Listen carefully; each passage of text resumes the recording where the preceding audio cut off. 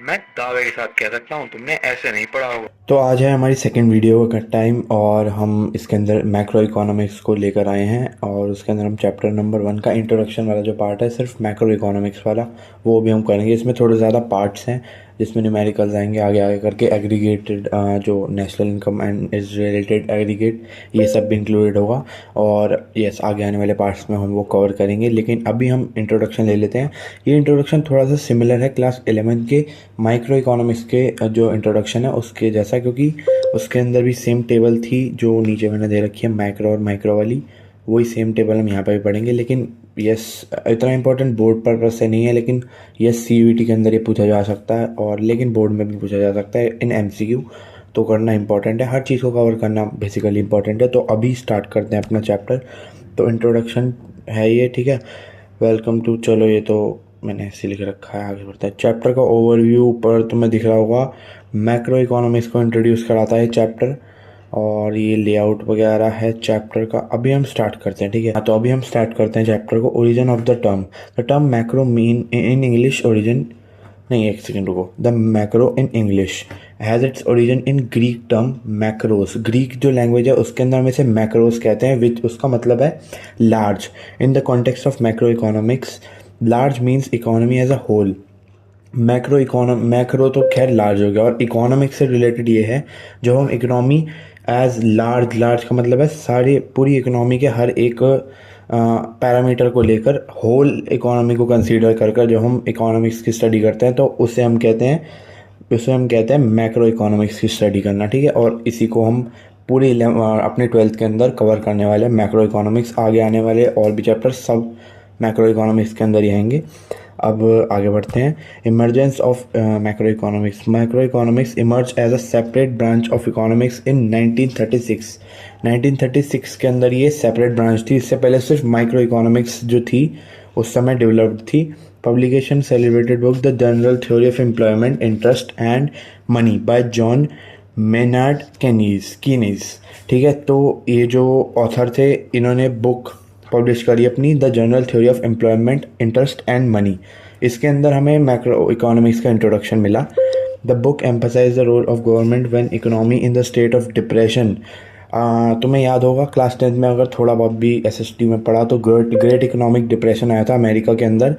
वहाँ पर ये जो बुक है ना, या फिर जो केनीज थे इन्होंने अपना, चलो मैं आगे बढ़ के ही बताता हूँ, ठीक है। Kaynes discarded the long hand belief in the market forces of supply and demand. बहुत टाइम से जो बिलीफ चल रहा था कि मार्केट सप्लाई और डिमांड के से पता लगा हर चीज़ को जो इकोनॉमी की प्रॉब्लम्स थी उनको टैकल किया जाता था, उसे हटाकर इन्होंने मैक्रो इकोनॉमिक्स को इंट्रोड्यूस करा, जिसके थ्रू वो डिप्रेशन के स्टेट से अमेरिका बाहर आया, यूनाइटेड स्टेट्स बाहर आ पाया। Meaning of macroeconomics. Macroeconomics is defined as a branch of economics which study economic issues और problems at the level of economy as a whole. तो ये डेफिनेशन हो गई। ऐसी ब्रांच ऑफ इकोनॉमिक्स जो इकोनॉमी को एज अ होल स्टडी करती है उसे हम कहते हैं अपना मैक्रो इकोनॉमिक्स, ठीक है। अब आगे बढ़ते हैं। Micro vs macro.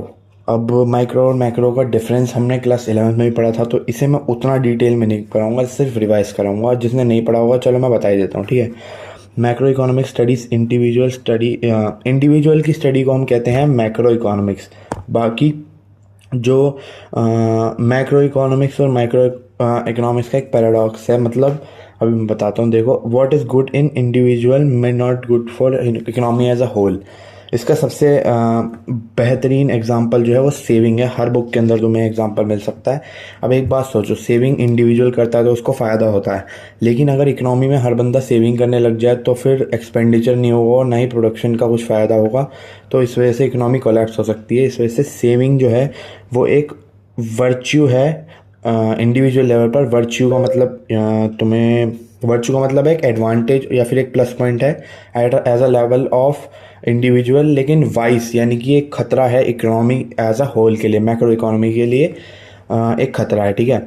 आगे बढ़ते हैं। वाइस और वर्च्यू को याद करना, अगर तुम ये डालते हो ना तो इट मतलब बहुत अच्छी प्रेजेंटेशन जाएगी। Micro and macro independence. Micro and macro are independent, changes at micro level affect the macro economy and vice versa. Vice versa का मतलब ये है कि जैसे माइक्रो लेवल जो है वो मैक्रो लेवल को अफेक्ट करता है, वैसे मैक्रो भी माइक्रो को अफेक्ट करते हैं। ये दोनों इंटरडिपेंडेंट है। सॉरी मैंने गलती से बोल दिया इंडिपेंडेंस है, ये इंटरडिपेंडेंट है, शायद मैंने यही बोला था, कोई बात नहीं। चलिए आगे बढ़ते हैं। Area of study scope of macro economics, it studies national income, output, employment, unemployment, general price level, growth, business cycles, balance of payments, जो कि हम आगे एक चैप्टर है, मनी बैंकिंग ये भी एक चैप्टर है, फिस्कल एंड मॉनेटरी पॉलिसीज ये मनी बैंकिंग का ही पार्ट है। ये सब जो है मैक्रो इकोनॉमिक्स के अंदर आता है, जो अभी हम आगे पढ़ेंगे, ठीक है। Significance of macro economics, help understanding the working of economy as a whole. ये तो अपनी डेफिनेशन में ही आ गया कि इकोनॉमी को एज अ होल स्टडी करने को ही मैक्रो इकोनॉमिक्स कहते हैं। Useful of policy making by government, policy में जो गवर्नमेंट पॉलिसी बनाती है, जैसे जीएसटी पॉलिसी आई थी, वो मैक्रो इकोनॉमिक्स की वजह से बन पाती है। हेल्प्स इन कंट्रोलिंग इन्फ्लेशन, गरीबी दर को कंट्रोल करने में मदद करता है। अनएम्प्लॉयमेंट को समझते होगे तुम, एंड इकोनॉमिक फ्लक्चुएशन, इन्हें भी जो है अंडरस्टैंड और कंट्रोल करने में मदद करता है। Promotes economic growth and development, economy की ग्रोथ और डेवलपमेंट को प्रमोट करता है बहुत ज़्यादा। तो अभी हम डिफरेंशिएट टेबल जो हमने क्लास 11th के अंदर पढ़ी थी, कौन सी क्लास में, 11th क्लास में जो हमने पढ़ी थी, उस डिफरेंशिएशन टेबल को आज हम दोबारा से रिकॉल करने वाले हैं। और यस, तो मैं सब कुछ रिकॉल हो जाएगा मेरे हिसाब से, ठीक है। तो देखो, macro economic studies the problem of scarcity, choice and the level of individual. ये इंडिविजुअल के लेवल पर स्टडी करती है। कुछ जो है कॉन्सेप्ट, जैसे बेसिस ऑफ डिफरेंस को तुम्हें याद करना भाई, इतना काम करना, बस मैं ये तुम्हें समझाता चला जाऊँगा और बहुत अच्छे से समझाऊंगा, ठीक है। मैक्रो इकोनॉमिक्स करती है इकोनॉमी एज अ होल की स्टडी, जो कि अभी हमने डेफिनेशन भी पढ़ी। सेंट्रल इशू पे आ जाते हैं। Allocation of resources is the central issue of micro economy. Resources को एलोकेट करना, अपनी अपनी जगह पर काम पे लगाना, ये आता है हमारा माइक्रो इकोनॉमिक्स के अंदर। अभी देख लेते हैं। Determination of over level of output in the central issue in micro, जो पूरे इकोनॉमी का जो लेवल ऑफ आउटपुट है उसको डिटरमाइन करना, ये मतलब जैसे जीडीपी है, उसको जीडीपी एक टोटल लेवल ऑफ आउटपुट ही है पूरी कंट्री का, तो उसे डिटरमाइन करने में हेल्प करता है मैक्रो इकोनॉमिक्स। आगे बढ़ते हैं, नीचे वाले पॉइंट्स को पढ़ना ज़रूरी नहीं है। Micro economics uses micro economic variables such as consumer demand और प्रोड्यूसर सप्लाई, ठीक है ना। कंज्यूमर एक इंडिविजुअल है, प्रोड्यूसर भी एक इंडिविजुअल है, तो माइक्रो इकोनॉमिक्स ये वाले वेरिएबल्स को यूज़ करता है। Macro economics uses macro variables such as aggregate का मतलब है इकट्ठा करके जो डिमांड होती है पूरी इकोनॉमी एज अ होल की, और एग्रीगेट सप्लाई जो कि पूरी इकोनॉमी में होती है, तो उसको aggregation, basically macro economics involves aggregation of total output, ठीक है। एग्रीगेशन का मतलब है इकट्ठा करना। नीचे देखो लिख भी रखा है, aggregation of economic units in micro economics there is limited degree of aggregation. ये बहुत ही एक अच्छा एमसीक्यू क्वेश्चन के लिए टॉपिक है, तो ये याद रखना, लिमिटेड डिग्री ऑफ एग्रीगेशन होती है, मतलब वही इकट्ठा कम से कम करा जाता है, मतलब इंडिविजुअल या फिर इंडस्ट्री के लेवल तक ही होता है, ठीक है। Macro economics there is a wider degree of aggregation of economic units, ठीक है ना। इकोनॉमिक्स यूनिट्स की वाइडर डिग्री ऑफ एग्रीगेशन, जब भी तो अब सारे हम वाइडर डिग्री ऑफ एग्रीगेशन करते हैं, जब भी तो जीडीपी कैलकुलेट होती है, पूरे देश का आउटपुट को एग्रीगेट यानी कि इकट्ठा करा जाता है, तभी ये होती है। एक्सप्लेनेशन में जाना सही, चलो बस इतना ही बहुत है, इसमें आगे बढ़ देते हैं। तो अभी इसे देख लेते हैं, ठीक है। थोड़े से वो डिफरेंशिएशन होगा, आगे ये देख लेते हैं। Total macro economics total output and employment are taken as constant, जो कि ये दोनों हमारे जो एक मैक्रो वेरिएबल्स हैं, तो मैक्रो के जो वेरिएबल्स हैं वो सारे यहाँ पर कांस्टेंट रहते हैं, और वहीं यहाँ पे मैक्रो के अंदर माइक्रो के सारे वेरिएबल्स कांस्टेंट रहते हैं, जैसे कि सप्लाई और demand eight consumer and producer level, ये दोनों कांस्टेंट रहते हैं।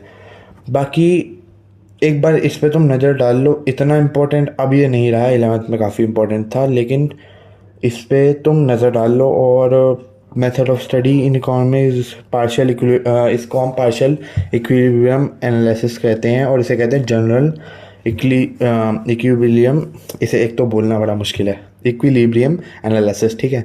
तो अभी वो तो कंप्लीट हो गया, इसे हम देख लेते हैं। इंपॉर्टेंट टर्म्स एंड कॉन्सेप्ट्स, ये जो अभी हमने पढ़े हैं जस्ट उनका थोड़ा सा रिकैप टाइप है।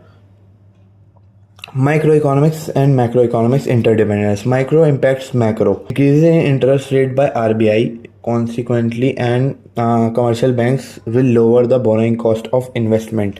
इन्वेस्टमेंट का कॉस्ट इंक्रीज और डिक्रीज हो जाएगा जैसे इंटरेस्ट जो है वो बढ़ जाएंगे आरबीआई की तरफ से, ठीक है। ये एक माइक्रो मैक्रो का इंटरडिपेंडेंस बताता है, ठीक है। माइक्रो माइक्रो का बताता है, ठीक है। माइक्रो मैक्रो का देख लेते हैं अब। Increase spending at individual level.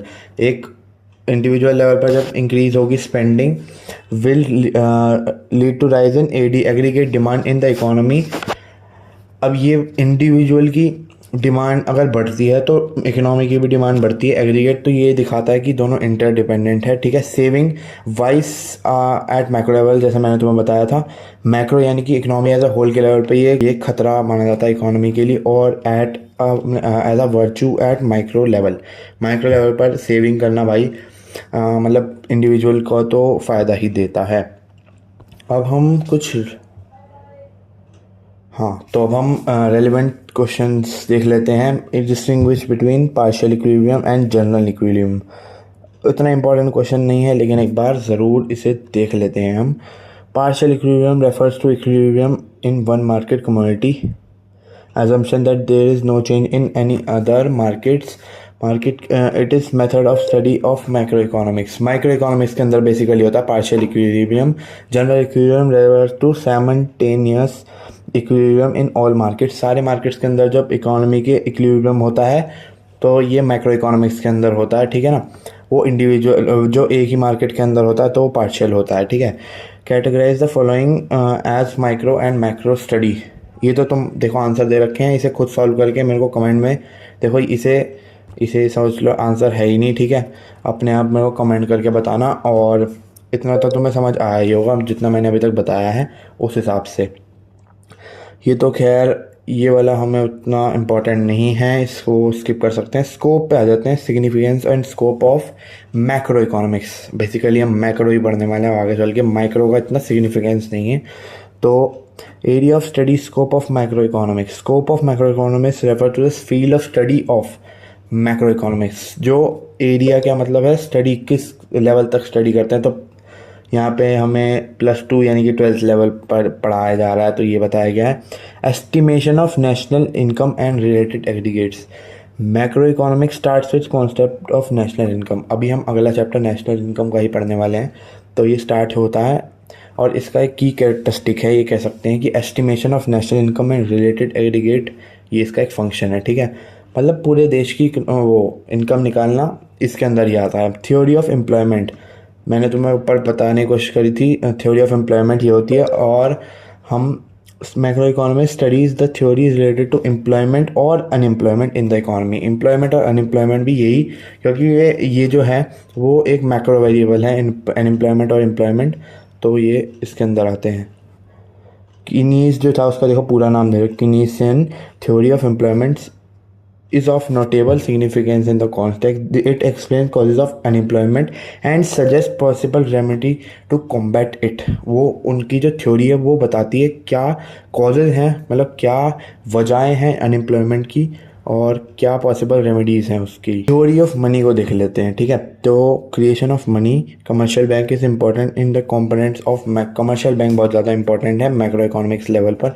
It relates the role of central bank RBI to supply of money in the economy. Money supply को कंट्रोल करते हैं, जो कि हम मनी एंड बैंकिंग के अंदर ज़्यादा डिटेल में पढ़ेंगे मनी सप्लाई के बारे में। तो ये मनी सप्लाई को कंट्रोल करते हैं RBI के अंडर रहकर commercial banks.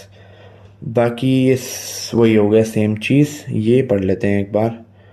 Theory of general price level, it reveals the trend path of general price level including the situation of inflation and deflation. महंगा इधर और सस्ता इधर, दोनों को जो है वो नज़र में रखकर ये सारे काम करता है मैक्रो इकोनॉमिक्स, ठीक है। गवर्नमेंट बजट भी ये निकालने में मदद करता है। Macro economic studies how government budgets impact the level of economy and activity in the economy, ठीक है। इकोनॉमी पर गवर्नमेंट बजट का क्या फ़र्क पड़ रहा है, ये भी ये स्टडी करके देता है हमें। Exchange rate and BOP, determination of exchange rate and the way it is manage.